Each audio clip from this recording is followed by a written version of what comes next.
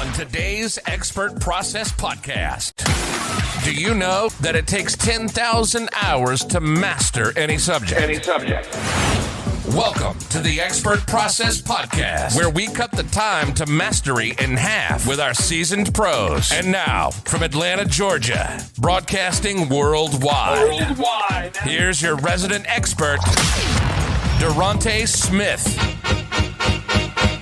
Hey guys, Durante here with the Expert Process. And Madison here with all things Madison. With this series, we are calling it the Creative Spark.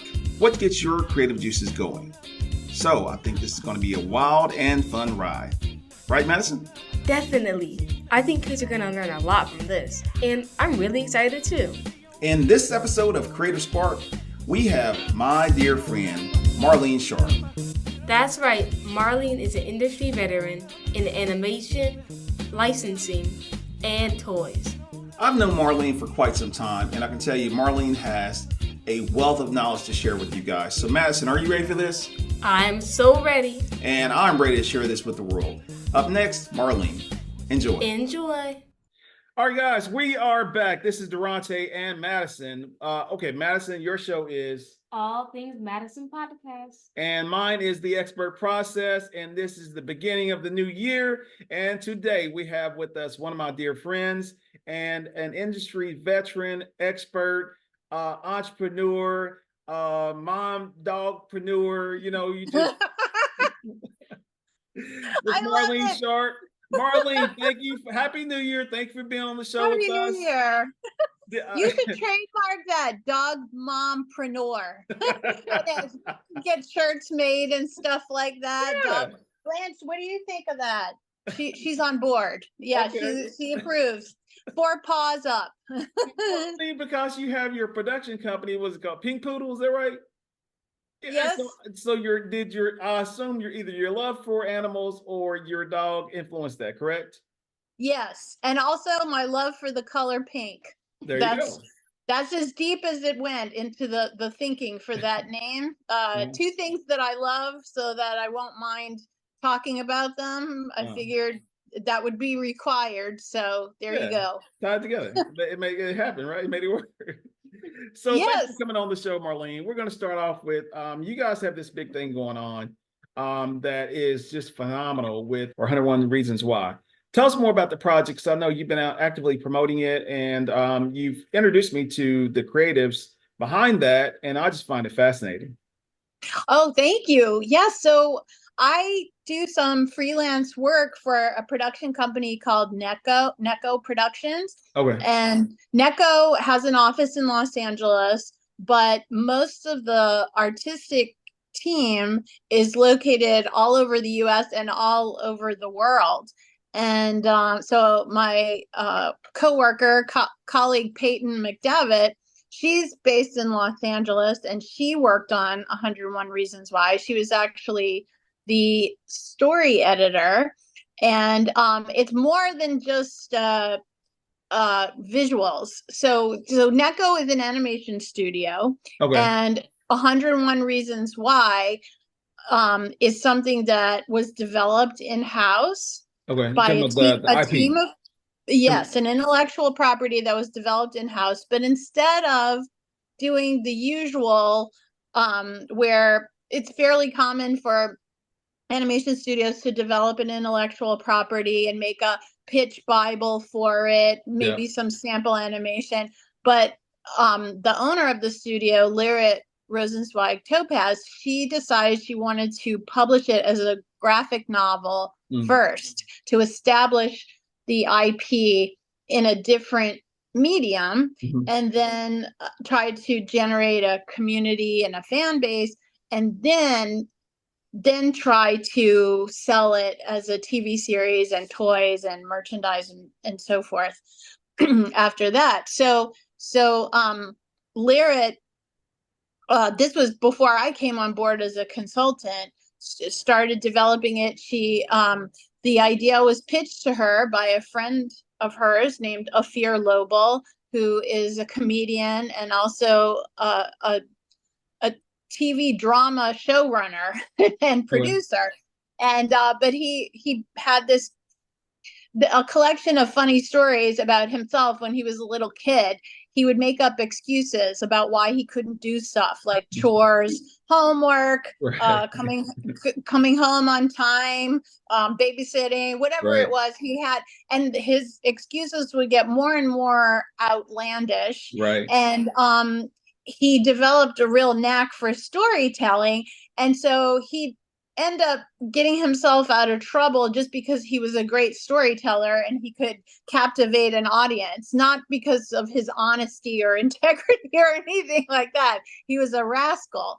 So the project evolved from his funny stories of him as a kid making up these excuses, 101 reasons why he couldn't do whatever. So this is in the same spirit as Diary of a Wimpy Kid or Dork Diaries or Captain Underpants, Dog Man, those types of properties, and that started off as kids graphic novels. So anyway, Neko Productions, I have worked with them for several years now because they are an animation studio for hire. And when I was at Sega, one of the projects that I worked on was called Sonic Mania Adventures, and it was a companion YouTube series for the video game Sonic Mania. So we produced these shorts for YouTube. They were essentially promotion for the game, but they have entertainment value of their own. And so we needed to hire an animation studio to work with us. And so I interviewed Neko at Lyrit, who owns the company, and she was the studio that we picked. And then I ended up getting another job and left Sega right before the contract was signed. I went to work for Level 5, which is another video game company. So when I was at Level 5, I hired Neko to work on Snack World, which is a series that's on Crunchyroll. So we did that together, and then I just stayed friendly with them through the years. And then this past summer, they hired me to come on as a consultant for a variety of different things. So I came on board to help with 101 Reasons Why, not in the writing, but promotion, marketing, social media, PR, that type of thing. And so I became friendly with Peyton McDevitt, who was hired on as an editor.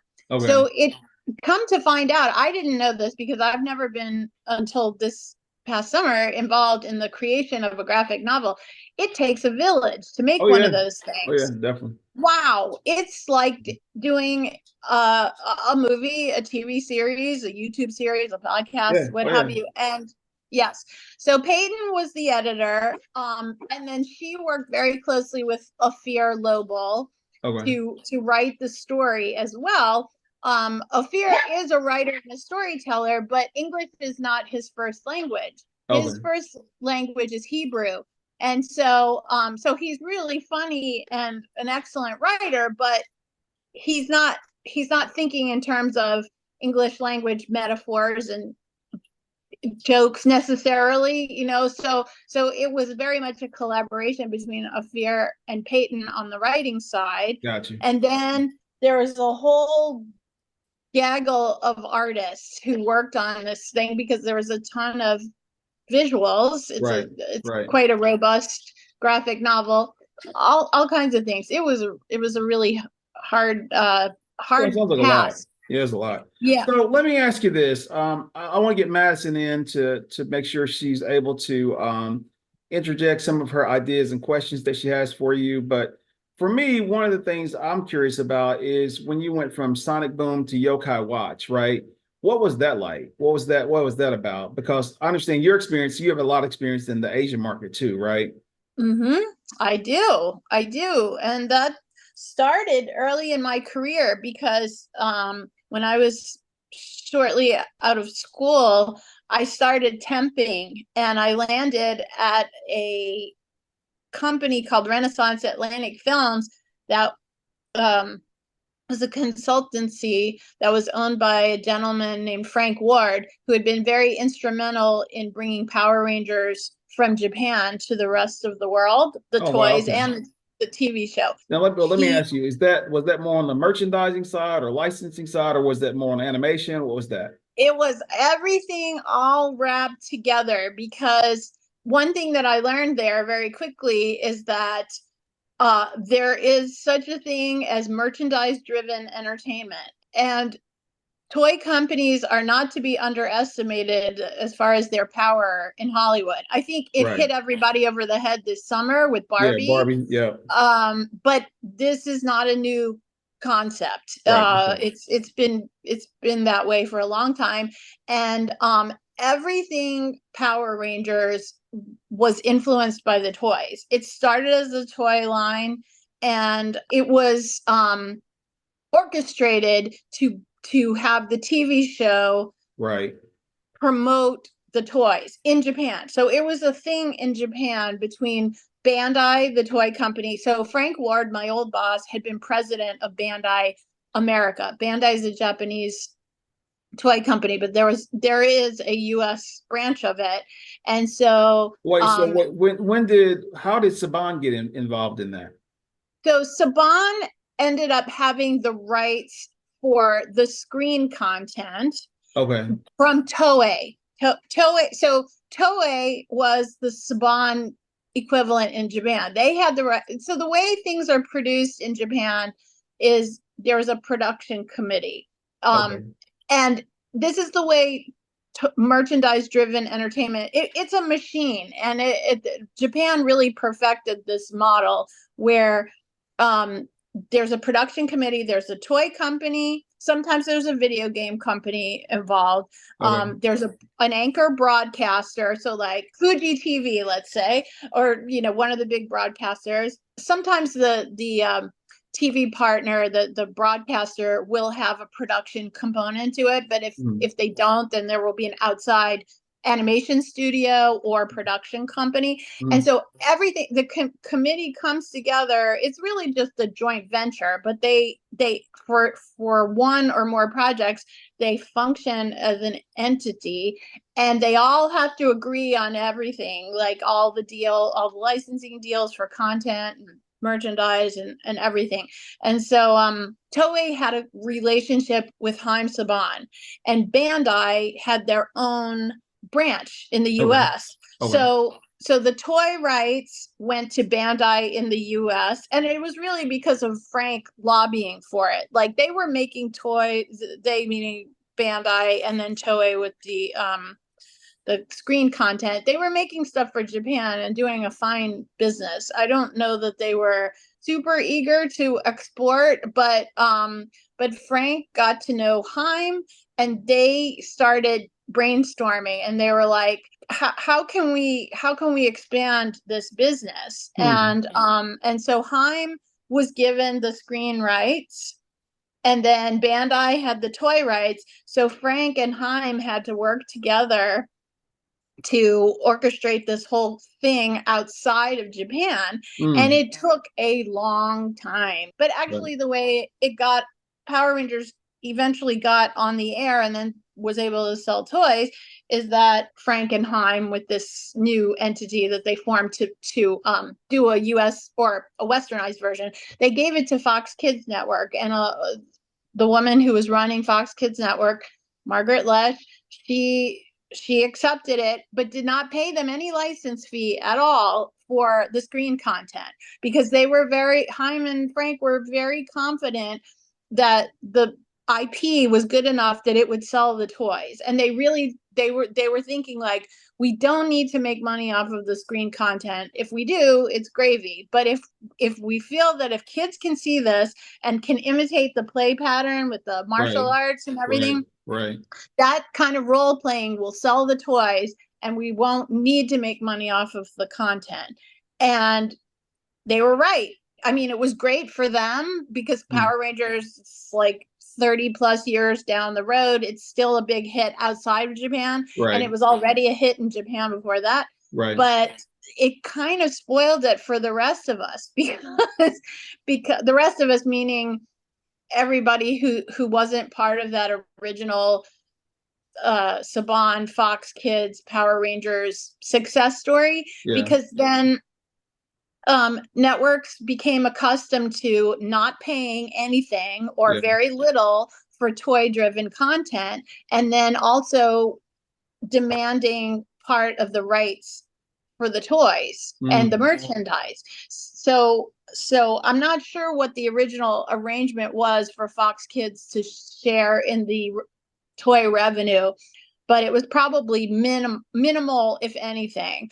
And then once they saw, oh, we're providing you free airtime, and you're selling toys, and we're not making any money off of it. So something's wrong here.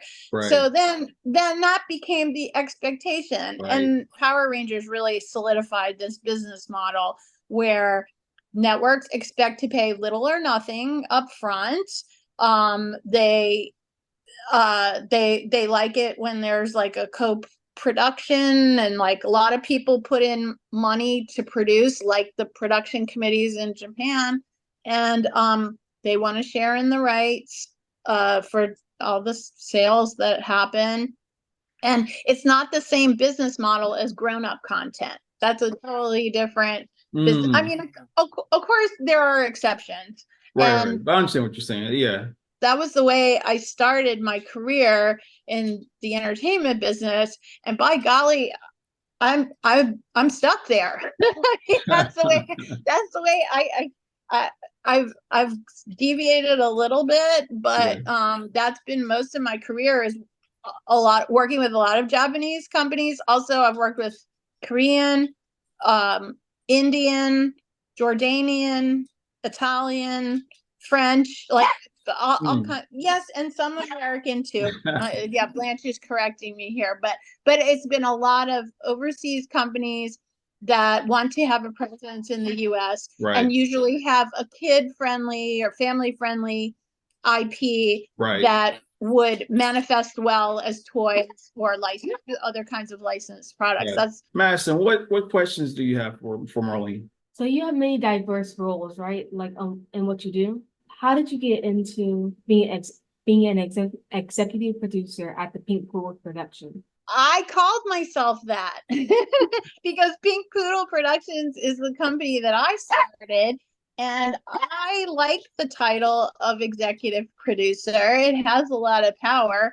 And I'll be honest with you, Madison, not a lot of people or companies have been willing to give me that title. And I have executive produced a lot of stuff, but have not necessarily gotten that credit on the screen. And even in the beginning stages of projects where I feel that I'm insisting that I get that credit, and people even agree to that as part of my being hired, they'll find reasons along the way to not give it to me. The credits are a very weird thing in Hollywood. Well, explain it to her.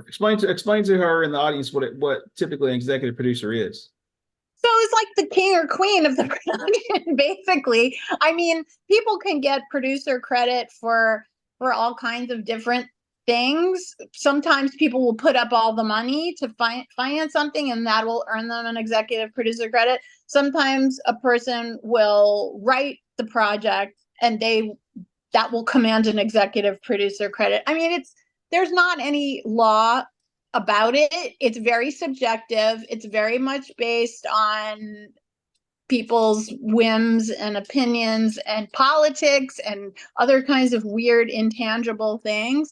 And I am a people pleaser. So usually if somebody tells me like I can't have a credit for whatever reason, I won't argue with it, because I need to work for a living, and if I cause too much of a problem, I'm too scared to lose my job. So I'd rather have a paycheck than an executive producer credit.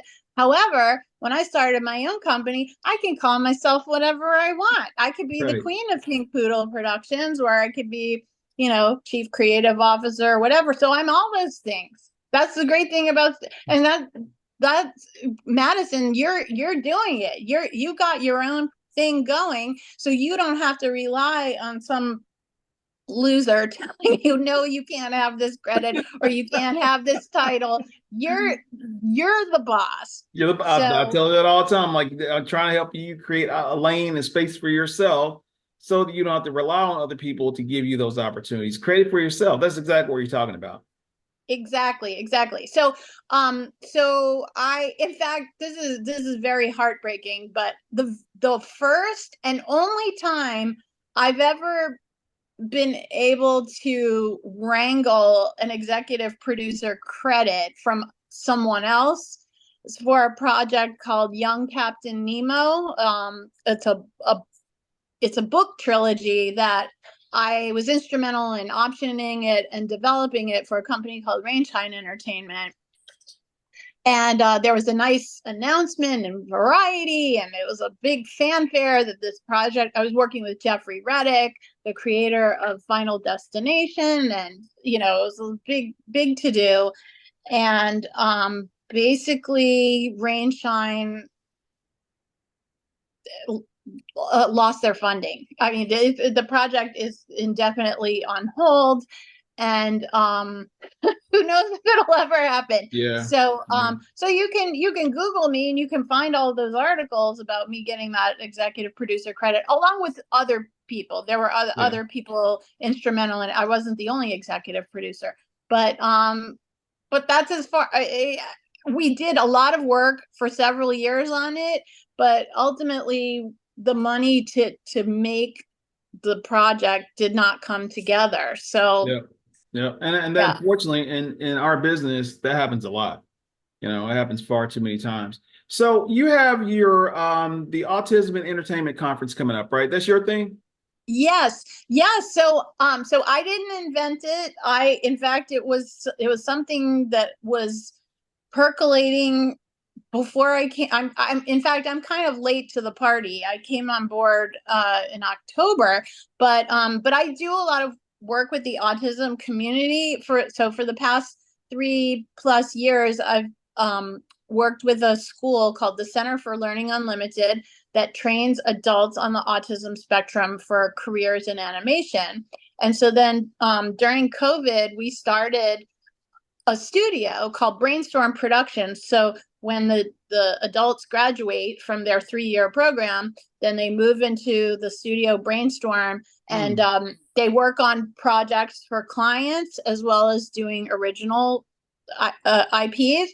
And so I wear a lot of hats there as producer. I bring in work for hire projects for them. I do a lot of PR and marketing and so forth. And so we were fortunate, Brainstorm Productions and CLU, the school, we were fortunate to get a grant from the California Department of Developmental Services to further research remote job coaches. Okay. So when people are on the autism spectrum, it's not uncommon for them if they go to work somewhere. Well, unfortunately, unemployment is very rampant in that community. Yeah. But if someone does get a job, even if it's a job that doesn't require special training, like it could be a job as a Walmart greeter or stacking boxes at a grocery store or something like that.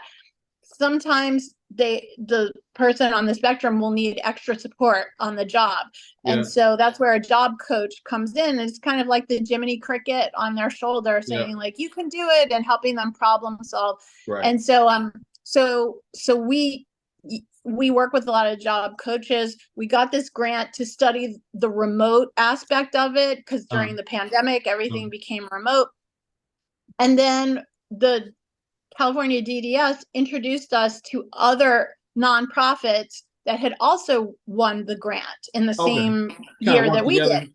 Gotcha. Yes. And so we met 2 other organizations that help people in the entertainment industry who have autism. And one of them is this conference, Autism and Entertainment. Gotcha. And so I was just fascinated with it. This is the first ever Autism and Entertainment Conference that's happening on April 5th in Los Angeles at the Skirball Center. And so I just kind of asked if I could work on it. And they didn't have anybody doing PR and sponsorships. That's what I became in charge of. So so I just started working on it. There was already a team of people who had done a lot of work with securing the venue. And then, like, when you get a grant from, especially if it's a government grant, that's a whole skill set and a whole path that needs to be nurtured and cared for. And it's not like you just get money and you're on your way. No, you have to meet certain milestones, and you have to do presentations to show that you're on track and you're doing what you're supposed to be doing. So that's what you would call a collaborative process then. Yes. to say it mildly. Yes. It takes a village. Madison, what additional question do you have for Marlene? This is going to be our final question for you. But Madison, give her a doozy. What is the big question you have to ask? Okay, so for somebody who's aspiring to be creative, what advice would you give them? I would say, let's see, keep an open mind, because opportunities to be creative can come from the least likely places and sources. So you must never discount anyone or anything. Even just going to the grocery store could bring you untold opportunities. You just have to be open to it. So just talking to everybody, and also this goes hand in hand with that, being open to opportunities and just being kind to everyone, and like legitimately just like good manners and simple stuff like that, and not expecting anything in return necessarily, just doing it because it's the decent thing to do. And just being open to all kinds of possibilities and being nice to people, I think, puts you head and shoulders above most of the population who is very self-absorbed. And even if they don't mean to be inconsiderate, they're just very focused on themselves, and everybody is. It takes some effort to focus your attention on other people, but it's also quite therapeutic if you focus on other people. At least for me, it helps me to not get depressed or stay in my own head about things. I'm looking outward, and it's a distraction, and I have suffered with depression for my whole life, so I'm always looking for tricks to make it less intrusive. So so those are they're simple things, but I would say, keep an open mind and be nice to everybody. I agree. That's great advice. Marlene, how can folks find you? Where would you like them to find you at? My website is pinkpoodleproductions.com, and you can find me there. You can send me messages there and so forth. And then I'm on most of the social platforms, but my favorite is LinkedIn. Yeah. I'm a maniac on LinkedIn, and that's how Durante and I met, because we're both like mad posters on LinkedIn. But Durante, it works for you too, right? Oh, LinkedIn is phenomenal. That, and then also going out to Madison's questions about the creatives and whatnot, being in the creative spaces and environments, putting yourself in these immersive environments for writers and conferences and stuff like that, and then connecting and following up with folks, it makes a world of difference. So and then what about for 101 Reasons? How would folks go about finding that? Oh yes, good question, and thank you so much for asking. So it's available on Amazon. The book has been published. Okay. And the website on Amazon, the title is they're just gonna put in 101 Reasons. Yes, it's 101, like the numerals 101 reasons why. And it has like 8 or 9 authors. Okay. And one of them is Peyton McDevitt, who you just spoke to. But the website is 101reasonswhy.com. Okay. And the company that's behind it is Neko Productions, NEKO Productions.com. Perfect. So you can find out more. It's so interesting because one of the art director, Bobo Antonova is her name. She lives in Bulgaria. So she's and then Tyrone Herring, another of the artists, he's in South Africa. And Ophir is in Israel.